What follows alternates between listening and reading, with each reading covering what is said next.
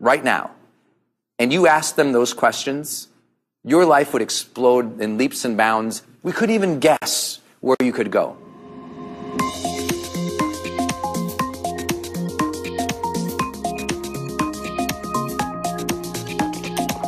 Hey everybody, it's Brendan, and welcome to your high performance training where we talk about success, we talk about achievement, we talk about what I'm learning in my own personal development, some new ideas, concepts, strategies, tools that might help you as well. I'm going to begin with a quick high performance lesson number 1. I'm doing 5 today, so welcome all here. First lesson, in the context we're at. So the other day, I had the blessing of being down here with my main man, Ethan Willis, and Dean Graziosi of Growth.com. And we had Larry here. And Larry King flew in. I'll be releasing a video this upcoming week for you guys on the 5 lessons I learned from working with Larry King for 48 hours and knowing him over the years. But I want to share a situation that happened that I think makes all the difference in the world in our achievement. So Larry was here. And he was interviewing a bunch of people, you know, myself included, Dean included. It was really magical. He was launching his live event. There was lots of people, 20, 30 some people around. And it was talk about a high performance situation. It was tough. Watching Larry deal with it was amazing because he's 83 years old, ladies and gentlemen. He's 83, but he came in here, his focus, his presence, his intensity, his work ethic, he was on. I mean, even when I wanted to go to lunch and have a break, he goes, no, let's power through them. I mean, he totally schooled me. It was awesome. But one thing I got to see backstage behind the scenes was some guests who'd come in to be interviewed. And I witnessed something that was pretty amazing. And I'm calling it the billionaire versus the academic. And I say that because that's what it was. There was a billionaire to be interviewed. There was an academic person to be interviewed. There's lots of other people here too. And both great guys, great human beings, just different approaches to life and social situations. As we talk about high performance, that 4th big box of pillars, persuasion skills, people skills, I'll tell you, there's a vast difference between these two people. One of them I had approached and had a conversation with, and this was the academic. And the academic was he was funny. And I mean, literally, he's an academic. That was his job. He's very, very, very brilliant and bright and a great person. But he was very much in his head. And as I was talking with him, he was very much in his head. And then when, in the natural course of a conversation, as Larry King would do, ask lots of questions, engage, be curious about the people around you, the things that Larry teaches all the time, he didn't do that. He didn't ask anything about me. And then he was with somebody and they were having a conversation, and he's got a new book, it turns out, coming up soon. And as he's talking about his new book coming up soon, you know, I got my other partner over here and he's kind of pointing to me and said, oh, Brendan knows a lot about that. And the guy goes, oh yeah? And he just kept talking about his own thing. And in this one moment, had he been attentive and aware and mindful and open and curious, he could have said, oh, he just said you're good about books. I got a book coming up. Could you share, what's your story? Didn't do it. Nothing. Matter of fact, I talked with him for probably 10 minutes. Not one question about me or my brand. The very person who could serve him in everything that he's doing, to take his entire business to another level in the expert space, I'm standing right in front of him. Nothing. Later on, I hear him say, I hope the new book does well. Well, I don't know about you, but I feel like sometimes the people in our lives are put there for a reason, but we have to notice them. And when I asked Larry King the secret to his lifelong success, 60 years as an icon, no one's ever been seen more on television in interview situations than Larry. 60 years, you have to understand. I mean, unbelievable. I said, what? And it is vibrant and passionate and funny at 83. I said, what's the secret to this? He says, curiosity. Curiosity. I'm curious about people. And I share with you that because, sure enough, I walked all the way across the green room, and here's this other guy. I didn't know who he was. And I got introduced to him, and he says, oh yeah, you're Brendan Burchard, and yeah, you do these things. And he was interested, and he was engaged, and he was present, and he was the billionaire. He was attentive and aware. And he said, I know you like this. Let me show you something over here. And he's showing something, and his passion is there. And then when I talked with Larry, his passion was there, and he was interested and conversational. And Your people skills matter. I know you know that. But here's what I like to tell entrepreneurs. I like to tell high performers all the time. That you've already met the person who's going to take you to your next 7 figures. If you haven't got to your first 7 figures, you've already met the person. They've already been in the room with you. You've already probably gotten their card. You might have been talking with them. You might have been introduced to them. But you know what a high performance habit is? It's engaging the world around us. Get out of your head, let go of your own expertise and knowledge, and just get curious. This whole mindfulness movement is about this. It's about learning to be present with what is there. But I really believe that your next level of growth, you probably already met that person, but you didn't follow up, or you didn't ask the questions when you met them. And I'm not doing this to make assumptions about anybody, but more of giving a reminder. You know, it's that old story of acres of diamonds. You know, the guy wants to make, hundreds of millions of dollars and have a big breakthrough, so he goes on a big trip around the world looking for wealth, and then he comes back home and he puts a spade in the backyard to plant a tree, and he hits diamonds. It's like, in our backyard is our greatest amount of wealth. Your great breakthrough in your next level of wisdom, you already learned that wisdom. It's just that the common sense wasn't common practice. So how engaged are you with the people around you? I mean, do you ask questions when you're sitting down at lunch table with other people? Do you engage when your spouse comes home? Are you curious about their day? And not like, how'd it go, honey? But like, hey, how's it going? And try to understand and pull them into your world and go into their world and have this energetic exchange that says it's two people who are really interested in each other. Are you allowing yourself the gift that only comes from asking people questions? Only comes from engaging with what is around you. Because, it would be very easy to say, well, Brendan, you were talking with the academic guy and he was having, some makeup put on and he's about to be interviewed by Larry King. He was in his head. You could say that. You could absolutely say he was in his head, focused on his stuff because he wanted to do a good job on the interview. I know that. You know that. We're both preparers, you and me being high performers. We love to be prepared, ready to crush it. But the billionaire was about to have the interview too. Both people were about to have the interview. But the one who I connected with, the one who I could see their humanity and their energy, the one who I feel did better in the interview was the person who, despite all the chaos, engaged with the humans in front of them. And I'd love to make that a reminder for you. I know one of the magics of coming to High Performance Academy is you engage with people like you've never done before, because I got you hugging and high-fiving. You're having a great time. You're networking. You're genuinely interested with people because everyone in that room is an achiever. It's magic. It's an amazing experience. People say all the time, I went to High Performance Academy. I never engaged with people so much in my life. And I say, why? We're not doing anything magic there. Engage with the people who you are around. Your kids are begging for more engagement. Your spouse is, your team is, everybody around. What happens now is everyone is in their head so much because they're striving. Everyone is in their phone so much because they're distracted or they're fearful that they're going to miss out. And they are. Looking at this, they're missing out what's in front of them. And if I could just recommend anything, it's this little concept I'll probably from now on call the billionaire versus the academic. It's those who succeed and get ahead, they engage the people around them. I'd also encourage you to think about this, the metaphor of acres of diamonds. How much do you really know about your network right now? It's always a good reminder for high performers and achievers. We're always looking for that next new opportunity. We're looking at that next new relationship, the new networking event. Meet, but never dive deep. So here's my question. Is there somebody you probably already know who has access to capital for you? Is there somebody you already know who could do a post for you to be seen by more people?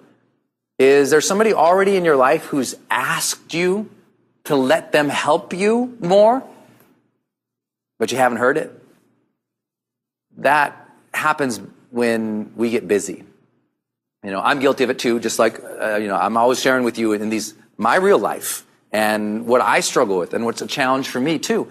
But I'll share with you one thing I've always tried to do is understand who's in my network and understand how can I add value to them. Understand what do they need specifically to increase their happiness or their growth and their joy, their abundance in life. To understand who do they know. To understand how can I be of service to them? Because if you understand these things about your network, I mean, really think about it. I used to do masterminds. I don't do them anymore, but when I did masterminds, I'd have high-level folks, $50,000 type clients in a room, and I'd give them this big, huge poster board. I mean, really big, right? And I give them markers. And I said, here's what I want you to do. I want to draw a circle in the middle, and that circle is you. And then I want you to draw out nodes and other circles of the immediate people around you. And then I want you to think, who's the most influential person that person knows? The most influential. And they keep drawing it out like this. And here's what I want you to do. Now go back to each of those bubbles and write these 4 things. Number 1, what does that person know? What's their area of expertise, their skill, like their knowledge, competency, right? What do they know? Second, what do they need if they were going to succeed better? Third, who do they know who could be relevant or helpful to your path? And fourth, how can you serve them specifically, tactically, like do something specific for them? And what I would make the audience do, my mastermind, what I would make them do is go through, and most of the time, they didn't know those 4 things about these immediate bubbles, the acres of diamonds right around. They didn't know it. And so what I would do, I said, you want to become a high performer? Then tell you what, know your network better. Because people will lift you higher than you will ever be able to go by yourself as a high performer. And so you need to know the people around you, their skill sets, their knowledge, their needs, their interests, their network. So I'd make them do it. And they didn't know. I said, pick up the phone. So I haven't talked to this guy in 5 years, Brendan. I only met him, 3 times. We had lunch twice. I don't know. It's been 5 years. I said, call him, ask him these 4 questions. Hey, can I call you? When I met you, I never really got to know you that well. I just want to see how I could add some value here. Could I ask you a couple questions? They'll always say yes. And say, what would you define as your main area of expertise? Something you're kind of like uniquely genius at. And then they share it. You write it down. Then you ask the rest of the questions I talked about, from what do they need to grow or be happier? Who do they know who's influential? What is, and that sounds like a weird question, by the way, but the way that you pose that question is, do you know, because they'll ask you, obviously, what you do as well, or where you've been, or how you've been, or what do you need? Because once you ask something, they want to reciprocate with you. And then what you say is, do you know anyone who's interested in what I'm doing, or could help or give any advice? That's the way you ask that.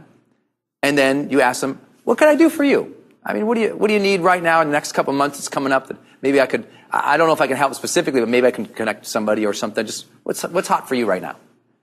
If you actually called the 15 most influential people that you know in your life right now, and you asked them those questions, your life would explode in leaps and bounds.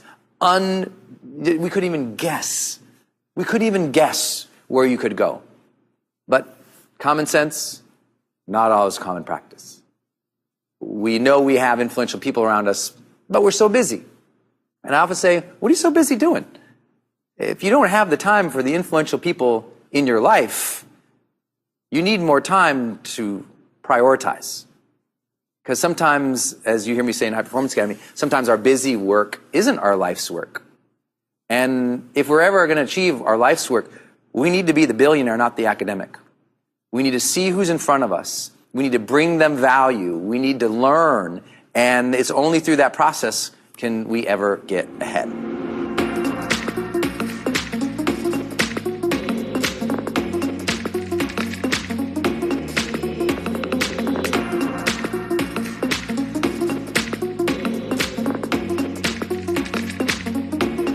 I hope you enjoyed that first lesson that I had here on set. Just something I learned. I'll share another thing that I learned. Man, if you saw that interview, was I a hot mess? It was like, you imagine yourself to be a high performer in all situations, all times. But as we talk about High Performance Academy, that's not the truth. And if you have high ambitions, you have to be willing to honor the struggle to achieve them, honor the mess that it can be, honor that you're never going to do your best, honor that you just stay in the game and keep persistent, keep going. Know that even if it's difficult, that you'll make it through with enough trial and error and practice and trying and getting better. Well, I would love to think that at this point in my career, I'm great at interviews. I'm not at all. And I would also love to think at this point in my life, I'm, as the world's most followed, supposedly highest paid high performance coach, I would love to think that I'm a high performer all the time. I'm not. Just like you, it's never easy. It's always a struggle. You're always doing your best. You're always growing. And I would love to say that I did everything right to prepare as a high performer for my big interview with Larry, and I didn't. And I missed my own high performance practice. And I'll tell you what happened. So I was on crazy 2 weeks. I went out to Toronto, and I was there for, 48, 72 hours. And then flew down here to Phoenix, Arizona area. And no break. I mean, just like super intense 2 weeks, Toronto. Super intense 72 hours, Phoenix. Came into the studio you see now. It's nice and quiet today. But when Larry was here, it wasn't. 10, 15, 20 people running around constantly. It was a lot going on. And we were setting up the marketing pages. We're doing everything last minute, trying to get things ready the best of our ability, having, created this entire thing for him. And I'm so focused on getting all the little tasks done, I don't ready myself. And let me say that again for you. For those of you who have a lot of children, for those of you who are struggling with team, for those of you who feel stressed, overwhelmed, out of sorts, off your game, not in the zone, let me say it again. I was so focused on handling all the tasks around me, I didn't ready myself. So when it came to the ultimate task, the activity in which I was there to serve and do, I wasn't ready. I wasn't, because I was doing everything at the last minute and making sure everything was good, and which is great, because that's just part of the process. But my high performance practice that I like to share with you, and I know that you do this, is called taking moments of centering. To know that before any performance situation, you have to have that moment of centering. And it won't come to you, you have to go to it. So you can't see, but off camera here, there's a bathroom over there. And all I needed to do was go into that bathroom, and if you've been to HPA, all I needed to close my eyes, bounce in place, take 10 deep breaths, and walk out. And I would have been ready. Or go in there, take 10 deep breaths. If I had an extra 2 minutes, then I'd do my Qigong and cupping activity that you see us do at High Performance Academy. If you have no idea what I'm talking, that means you have not yet been to High Performance Academy. Please come. But it's one of the ways we increase the overall energy level of our audience. And it's the same thing we do with our Olympic athletes, of our highest caliber clients and entrepreneurs. You need to get yourself in the right state of mind, the right mood, the right energetic level to serve at the level you are called to serve at. Well, here I am being called to serve at the highest level, Larry King. I'm interviewing him. And there I am. I sit down. Here we go. Ready to go. I hadn't really done what you teach sports stars to get them comfortable in their context. I wasn't comfortable yet. I was in the wrong chair. I didn't like the chair. I hadn't really I didn't practice and rehearse with a person right next to me. So when Larry sits down, he kind of leans into you like this. So all of a sudden you got this guy in your face and like, oh wow, that's a little intimidating. And it's Larry, so that's double intimidating. And I didn't do a bad job, but I didn't do my job. I didn't take that moment of centering before the chaos so that I could deliver my best. And I highly recommend that you recognize the power of that. Because guess what? You know what your tendency is not to do these things because you're so busy managing the task or being where you're supposed to next, right? You finish your day's work, you drive up to the house, you get out of the car, and now you're hit with 5 children, and you missed it. You could have sat in the car, closed your eyes for 30 seconds, said, okay, my day is complete. I have served in this arena over here to my utmost ability. I'm releasing all of the things from the day now because now I'm being called to serve at a different energy for different people. So let me access that. What's my intention for my family now as I walk through this door? You take a couple deep breaths. Okay, I love my wife. I love my children. It's their time with me now. Okay. Then open the car door. Then open the front door. Then serve your family. That one moment of centering makes you a better dad, a better mom, a better caregiver. But we forget that.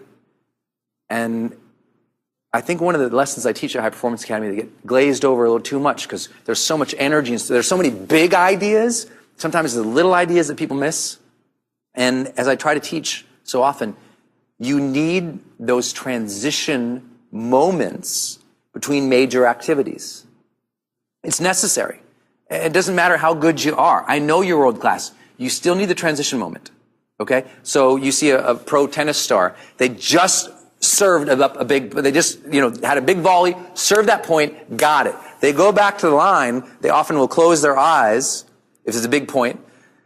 They'll bounce that ball in a specific way. They'll breathe in a specific way. They'll go in their moment of transition before the serve. It might only be a second or two that you can maybe not even see on camera.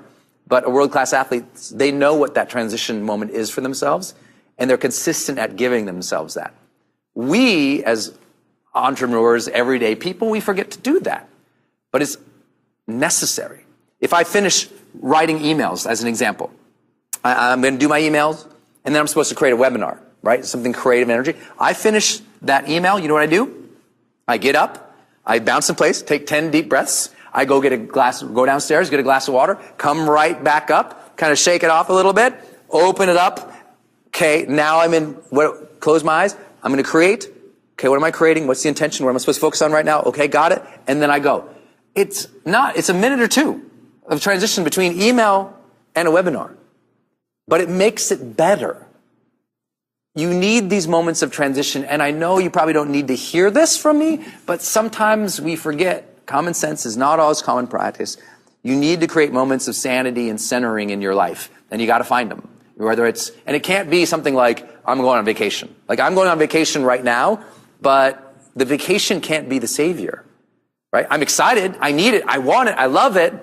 But I try to gear most of my life so that I have that sanity baked in. I'm not always good at that, right? My last 2 weeks, too busy. Didn't like it. Way too much. Took on too much. But it's the only reason I could do it all is because I still find my moments.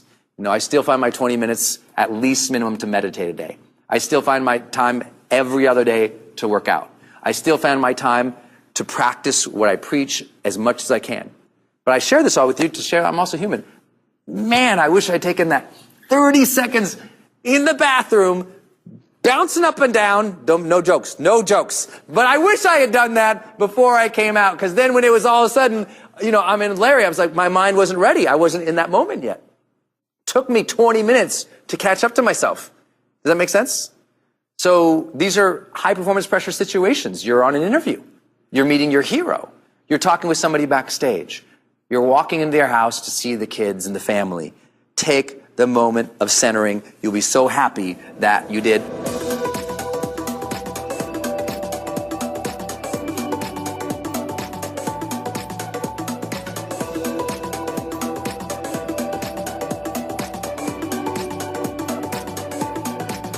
Number 3. You're like, he's on his 3rd lesson?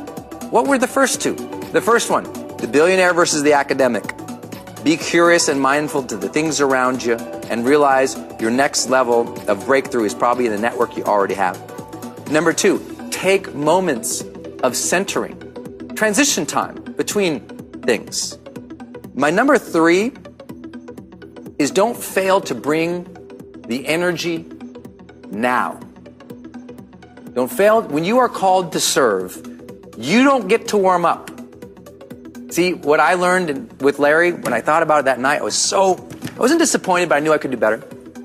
And I was dedicated to that. What I did is, I was almost approaching, like when we went live, I was kind of feeling him out a little bit and waiting to see how that would go to match and respond or feel.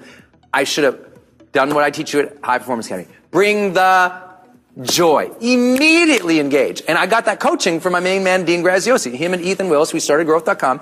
Well, we were back there, and Dean, he's so subtle in his coaching. And he just said to me, he says, well, I was on TV. Dean was on TV for over a decade, like every day, right?